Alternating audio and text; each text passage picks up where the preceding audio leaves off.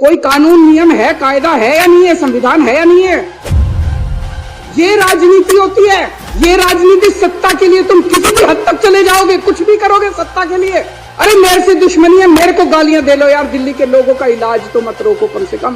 पूरा अफसरशाही के ऊपर और स्टाफ के ऊपर और कर्मचारियों के ऊपर इनका कंट्रोल है। आज मेरे को जो मेरा चपरासी मेरे कमरे में चाय पिलाने आता है, अगर कल वो कह दे मैं चाय नहीं पिलाता, मैं उसकी ट्रांसफर नहीं कर सकता मुख्यमंत्री होके भी। इतनी भी पावर नहीं है मेरे पास। बड़े दर्द के साथ आज मेरे को कहना पड़ रहा है कि पिछले साल इन्होंने किस तरह से दिल्ली के अस्पतालों के अंदर दवाइयों को रोकने का काम, इन्होंने टेस्ट बंद करा दिए। मोहल्ला क्लिनिक में 3 महीने तक पिछले साल मोहल्ला क्लिनिक में टेस्ट नहीं हो पाए। इन्होंने पेमेंट रोक दी लेबोरेटरीज की। इतने गंदे और इतने घटिया लोग हैं ये। कोई रोकता है क्या? कहते हैं राम भक्त है। भगवान राम ने कभी नहीं कहा था कि गरीबों की दवाइयां रोको, गरीबों की। पाप लगेगा तुम लोगों कि अगर दिल्ली की बाउंड्री के अंदर किसी का भी एक्सीडेंट होगा, उसका फ्री में इलाज किया जाएगा, चाहे प्राइवेट में हो चाहे सरकारी अस्पताल में हो। 23,000 लोगों का हम फ्री में इलाज करा के उनकी जिंदगी बचा चुके हैं। इन्होंने फरिश्ते स्कीम बंद करा दी। इन लोगों ने, इतने घटिया किस्म के लोग हैं ये लोग। मेरा दिल रोता है जब मैं ये सारी चीजें, मैं जानता हूं किसी दिन लिखूंगा ये सब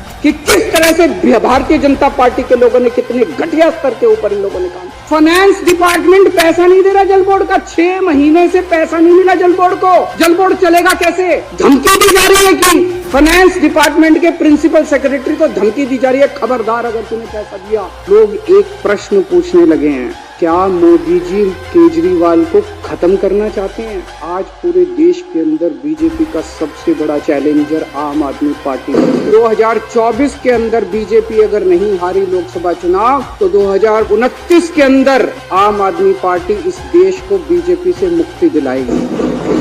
सब कुछ किया इन्होंने हमें रोकने के लिए, कोई कसर नहीं छोड़े इन्होंने हमें रोकने। तकलीफ इनको किस बात की है कि जो काम हम लोग कर रहे हैं इनके पास उसका काट नहीं है। मैं आज बीजेपी को चैलेंज करता हूं, 30 साल से गुजरात के अंदर तुम्हारी सरकार है, 15 साल से मध्य प्रदेश के अंदर तुम्हारी सरकार है।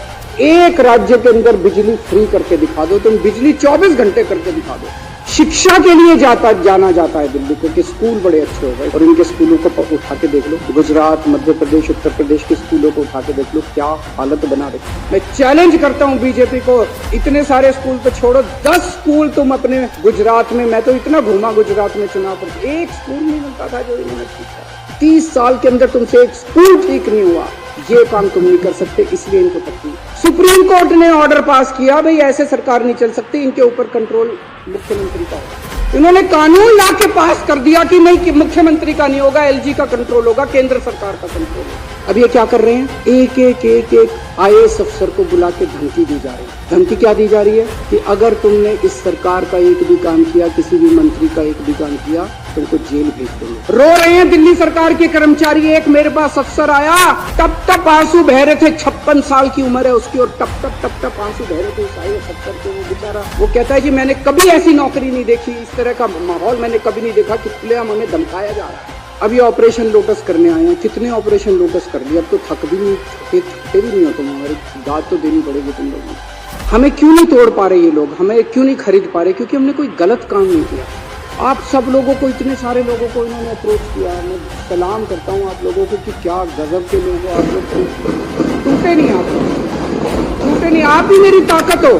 दिल्ली के 2 करोड़ लोग और दिल्ली के जो आप 61 विधायक हो, आप सब लोग मेरी ताकत हो, जिसकी वजह से आज मैं इन लोगों का मुकाबला कर पा रहा हूँ। अगर आप में से कई लोग टूट जाते, मेरी भी सरकार गिर जाती। जितने पूरे देश में आज तक MLA खरीदे हैं, तुम लोगों ने कितना पैसा खर्च किया और वो पैसा कहाँ से आया, यही बता दो तुम। अभी तक तुमने इतनी रेड मारी, एक भी नेता के खिलाफ इसके ऊपर मुकदमा चलना चाहिए। बीजेपी वालों के ऊपर ऐसे ही रेड मारने घुस जाते हो किसी के घर में।